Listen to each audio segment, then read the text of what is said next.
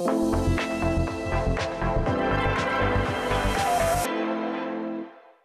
à toutes et à tous et bienvenue dans l'école du futur. Voici le programme du jour. On va commencer par notre focus. En l'espace de quelques mois, Mistral s'est imposé dans le paysage de l'intelligence artificielle grâce à son dirigeant. Vous allez le voir, un jeune entrepreneur dynamique, atypique et souvent qualifié de génie. On découvre son portrait dans un instant. Et puis il est avec nous en plateau et on a la grande chance de vous avoir parmi nous. Benoît Grunemwald, bonjour. Bonjour. Vous avez une idée derrière la tech et justement, quelle est cette idée? Eh bien, c'est la cybersécurité des Jeux Olympiques. C'est important et on en parle dans un instant avec vous. Et puis d'abord, c'est notre grande question du jour. Notre invité, vous allez le voir, est la preuve qu'on peut être dyslexique et bien sûr réussir ses études, mais pour beaucoup, ce type de trouble qui touche entre 6% et 8% des Français transforme la scolarité en un véritable parcours du combattant. Et c'est justement pour simplifier l'épreuve des devoirs que Glaster est né. On en parle avec son cofondateur. Bonjour Antoine. Bonjour Philippine. Antoine Ozimo, vous êtes le cofondateur donc de Glaster. Vous allez nous parler de tout ça dans un instant. D'abord, on regarde le focus. Il a lancé ce que certains appellent déjà le ChatGPT français. Il a même pour objectif de dépasser les performances de la plateforme américaine. En quelques mois, il est aussi passé d'un simple employé chez Google, ce qui est déjà pas mal, à l'un des entrepreneurs les plus prometteurs d'Europe. Focus aujourd'hui sur Arthur Mensch avec Jean Martineau. Nous, on aimerait beaucoup faire émerger un champion européen. On a un sujet de régulation, on pense qu'il faut réguler, mais on pense qu'aujourd'hui, en l'état des discussions au Parlement européen, la régulation qui est faite a un risque fort de gêner l'innovation et on aimerait savoir comment ça peut évoluer dans le bon sens. Sûr de lui et entreprenant face à Emmanuel Macron, à 31 ans, Arthur Mensch est le visage de l'intelligence artificielle française. Diplômé de Polytechnique et de Télécom Paris, Arthur Mensch brûle les étapes de l'entrepreneuriat. Après un court passage chez DeepMind, l'entreprise spécialisée dans l'IA appartenant à Google, il se lance dans le projet de sa vie. Lui et deux confrères fondent Mistral AI, une entreprise dans le développement de l'intelligence artificielle. Une nouvelle fois, c'est mission réussie pour le jeune trentenaire. Après seulement 8 mois et 2 levées de fonds, l'entreprise est valorisée à près de 2 milliards d'euros. Le Parisien est devenu au fil du temps un des porte-parole de l'intelligence artificielle dans le monde. Que ce soit en français ou en anglais, il est invité sur différents plateaux et conférences afin de répondre aux interrogations autour du sujet. Je vous entends, je me dis qu'on demande peut-être trop de choses à l'IA en même temps. Elle sait aussi faire le café, elle sait tout faire. Alors elle ne sait pas tout faire, elle sait très bien lire de grandes quantités de texte à une vitesse beaucoup plus grande que ce que peut faire un humain. Elle sait générer du texte dans un ensemble sur un nombre de sujets qui est beaucoup plus grand que ce qu'un seul humain peut faire. Donc, ça permet sur certains sujets de passer à une échelle largement superhumaine.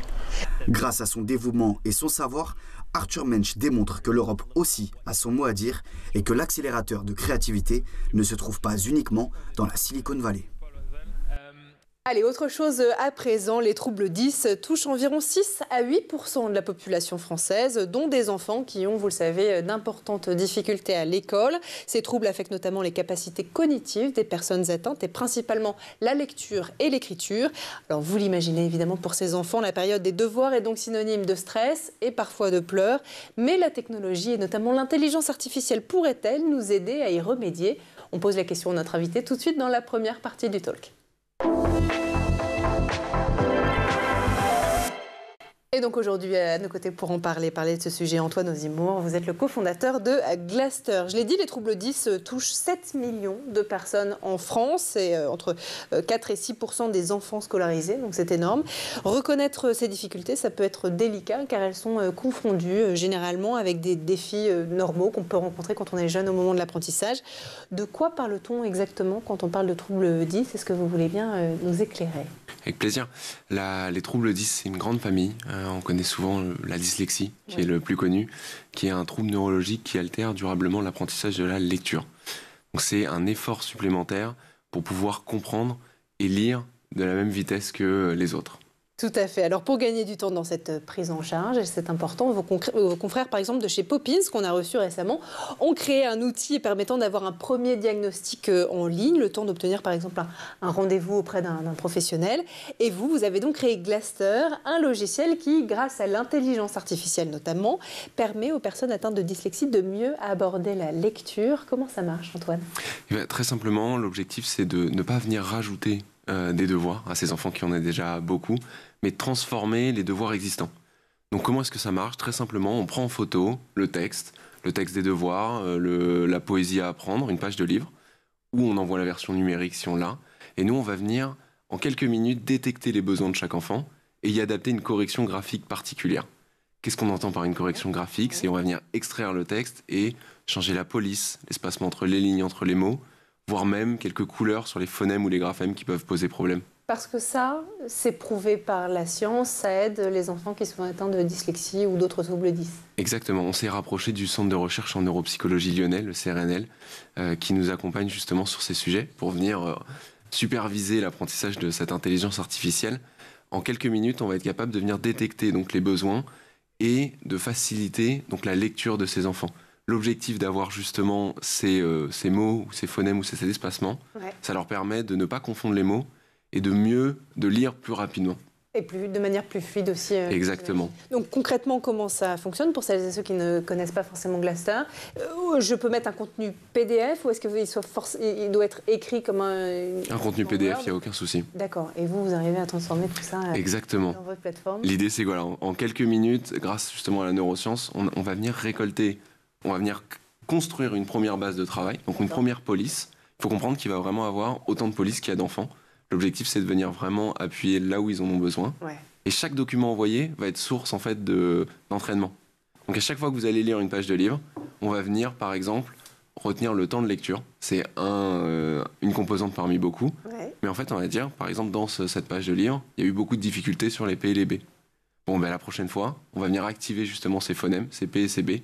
Est-ce que ça a fonctionné ? Très bien, on garde et on continue de creuser. Ou est-ce que ça n'a pas fonctionné ? On va essayer autre chose. Vous êtes vous-même dyslexique. Exactement. Antoine, quels ont été les défis justement auxquels vous avez été confronté quand vous étiez un peu plus jeune ? Mais comme beaucoup, l'époque la plus difficile, c'est surtout la fin primaire, début collège. Ouais. C'est le moment où on arrive encore un petit peu à compenser et le passage au collège, c'est la catastrophe. On passe de 1 à plusieurs professeurs. Il y a beaucoup de choses à assimiler d'un seul coup. On a une charge de travail qui est plus importante, qui fait que déjà, on a besoin de compenser plus en cours. Et donc, on rentre le soir, on a encore des devoirs. C'est des choses que j'ai connues avec les crises et les pleurs, le week-end entier à apprendre une poésie. Et nous, notre objectif, c'est justement de venir aider et l'enfant, mais aussi le foyer, redonner goût aux devoirs. Ouais. Parce qu'on a des enfants, des fois, qui sont à la porte du décrochage scolaire. Et donc voilà, l'objectif c'est vraiment de fluidifier ces devoirs et de redonner goût et à la lecture et à l'école. Alors on le comprend, c'est pour que les autres élèves n'aient pas à vivre ce que vous avez vécu, que vous avez créé notamment Glaster, mais malgré tout, quel a été l'élément déclencheur de votre aventure entrepreneuriale ? Parce que c'est tout jeune tout ça. Totalement, ça a un peu plus de 2 ans, mais c'est parti en fait d'un constat. Je pensais qu'on était à peu près tous les mêmes, que voilà, j'avais une dyslexie, que j'étais pas seul, je le savais, mais qu'on avait plus ou moins tous les mêmes problèmes.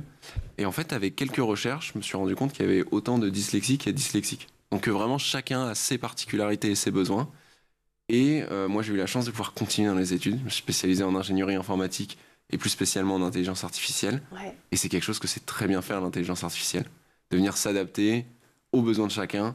Et donc d'avoir cette chance aujourd'hui d'avoir un assistant personnel pour venir trouver cette configuration dont on a besoin, comme si on avait une personne, une maman qui est là en permanence au-dessus de notre épaule. Tout à fait. Voilà, pour dire, là j'ai vu que tu as eu un peu de difficulté à lire ça, on va venir essayer une autre configuration. Mais il y a 2 ans quand vous avez commencé, alors ok, l'intelligence artificielle ça fait des années qu'elle est dans nos vies, mais est-ce que vous pensiez déjà utiliser, est-ce que vous utilisiez déjà l'intelligence artificielle à vos débuts ou est-ce que c'est quelque chose d'assez nouveau ?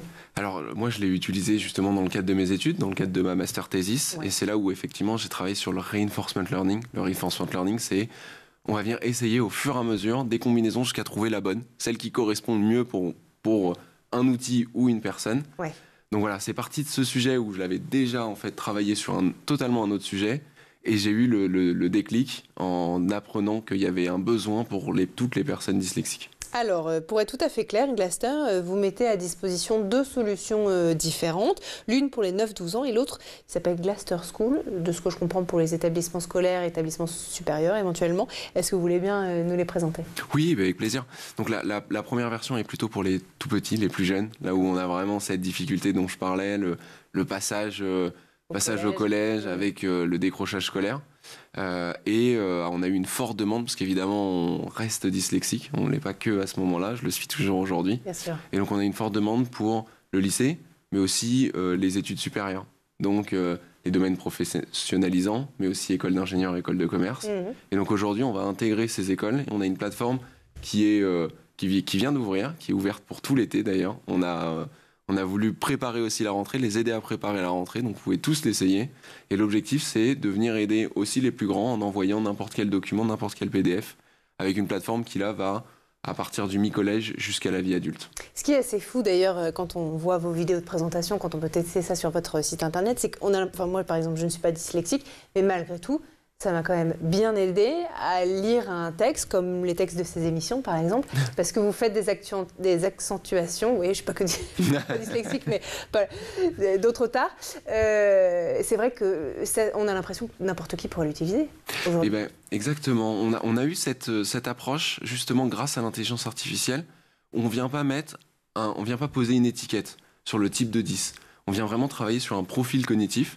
Ce qui fait que, justement, on en parlait tout à l'heure avec cette version Glaster School qu'on intègre dans les écoles, on a un format 100% inclusif, c'est-à-dire qu'on ne demande pas aux élèves de se signaler, tout le monde peut y avoir accès. D'accord. Donc vous voulez ouvrir une ressource numérique, un PDF qui a été partagé par un enseignant, vous pouvez y avoir accès sans avoir besoin de demander l'autorisation. Oui, on ne va pas rajouter du handicap au handicap. C'est ça. Et en fait, on a surtout découvert qu'il y avait plus de personnes que ce que l'école pensait qui l'utilisaient.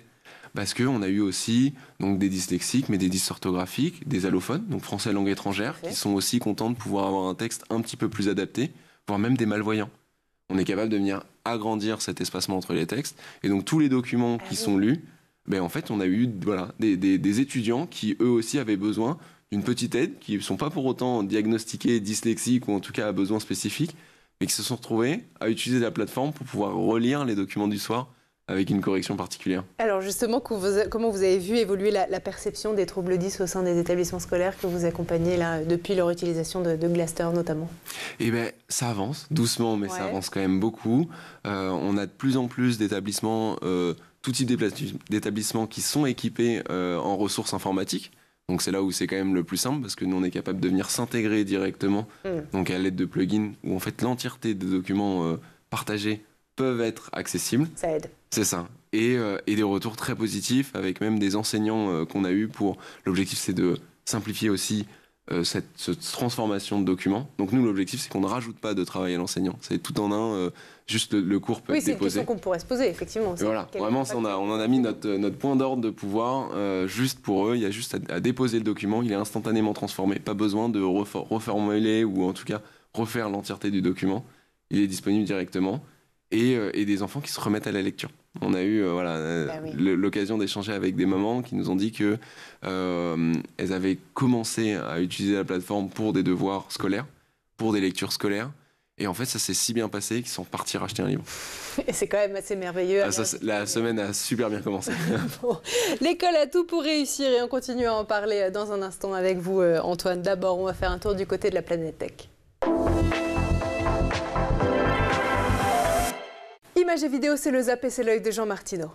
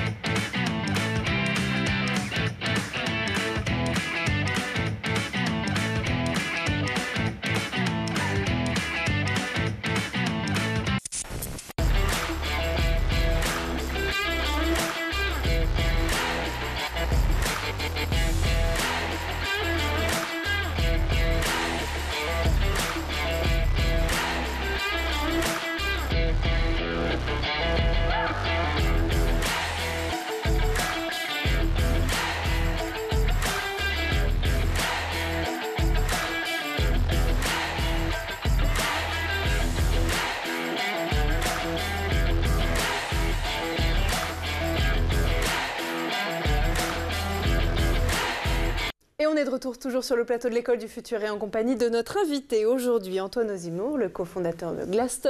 Antoine, juste avant de reprendre nos discussions, on va laisser place à la chronique de Benoît Grunemwald qui a une idée derrière la tech.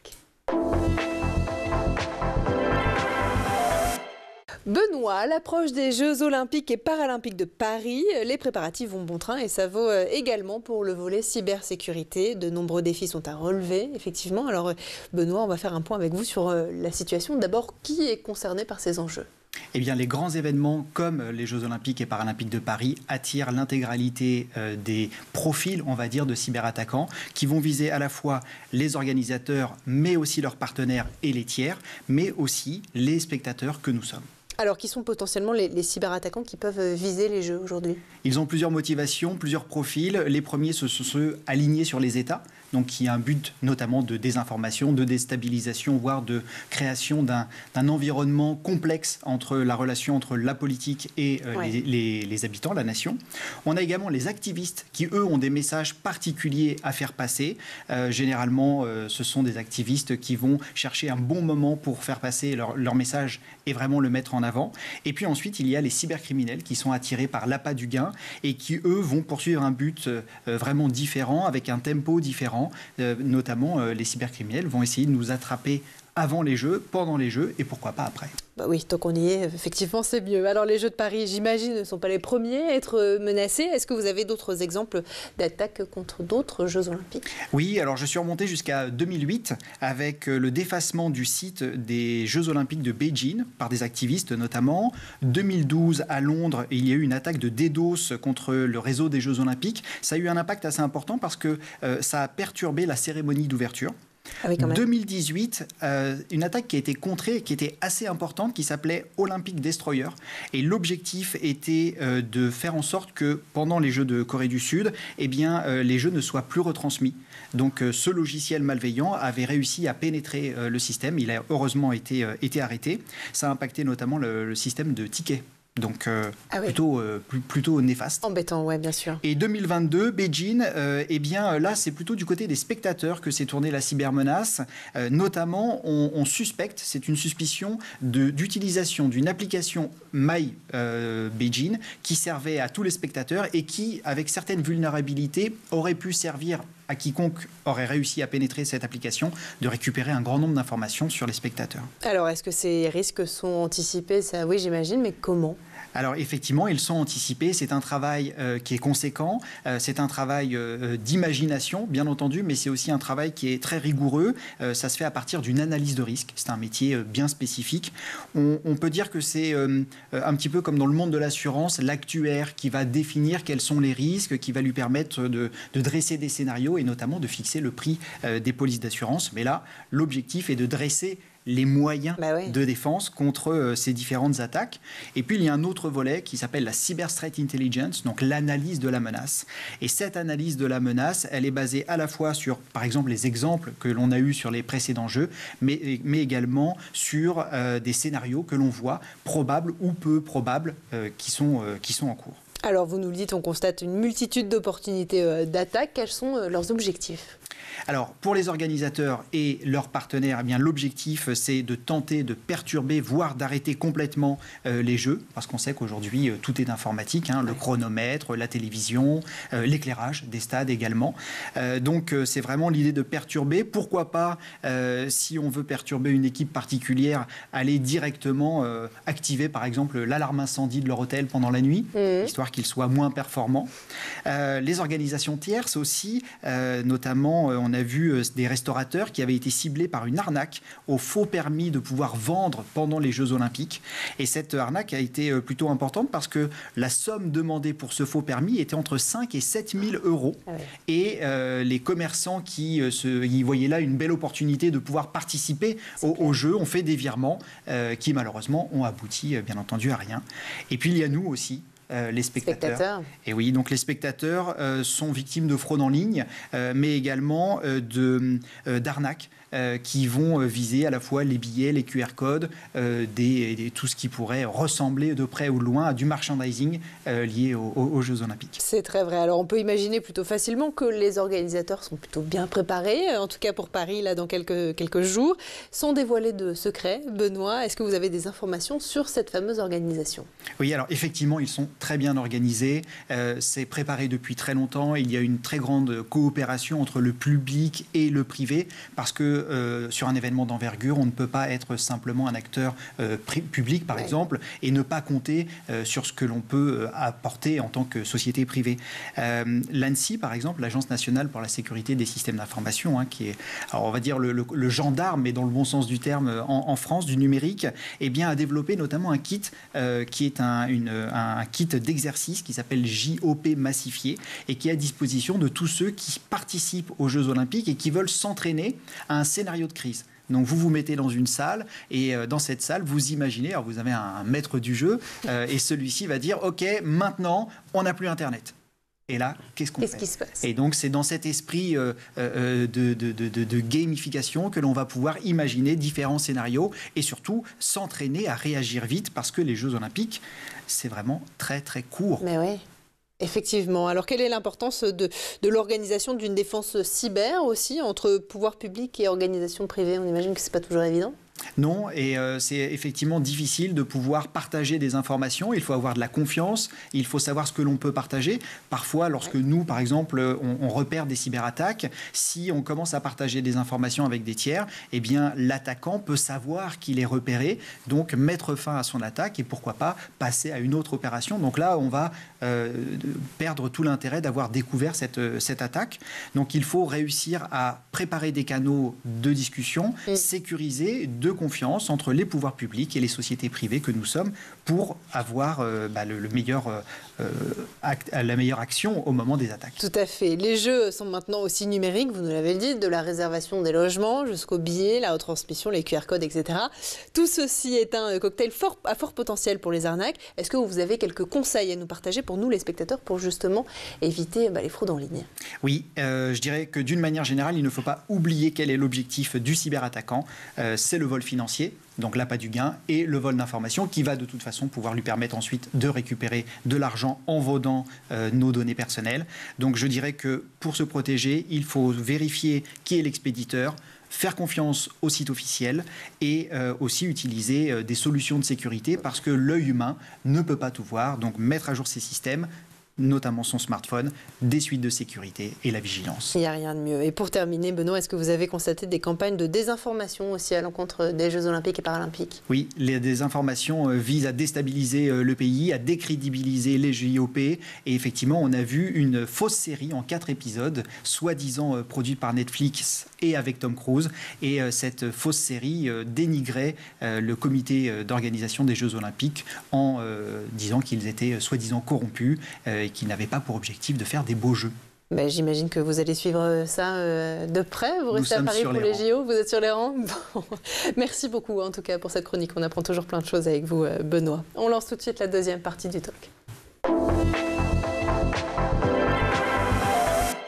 Et on continue à parler, vous allez le voir, éducation numérique, 10 aussi, et puis peut-être aussi éducation au numérique. On va en parler avec vous, Antoine Ozibon. Vous êtes le cofondateur de Gluster. On l'a dit, les troubles 10 touchent 7 millions de personnes en France. Ça représente donc évidemment, et c'est important, un défi majeur lancé à nos institutions éducatives, médicales aussi, car l'avenir de centaines de milliers d'enfants dépend de la qualité de leur prise en charge, de leur accompagnement aussi à l'école.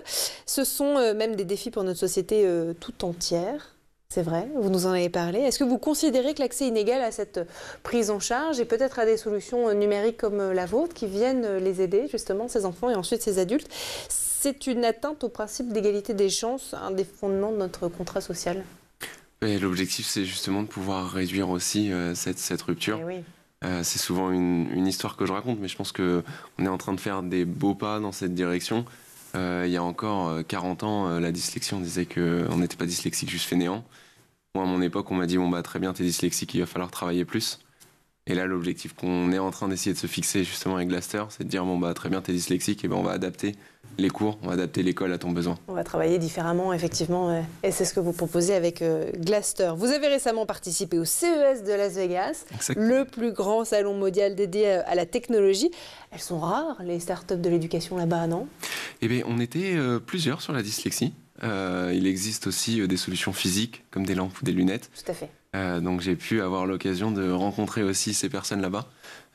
Donc quand même, ça commence à bouger et il y avait quelques EdTech, comme on les appelle. Ouais. Mais évidemment, il y a encore plein de choses à faire. Plein de choses à faire. Qu'est-ce que vous pensez, Benoît, de ce que proposent Glaster et Antoine? Alors, moi, je trouve que c'est vraiment très intéressant. Je n'ai pas de problème de dyslexie dans ma famille, mais je vois bien la difficulté que ça peut apporter. Je me demande si les données que vous traitez sont caractérisées comme données médicales et ou s'il n'y a pas une problématique avec la vie privée, notamment si on est recensé sur une plateforme.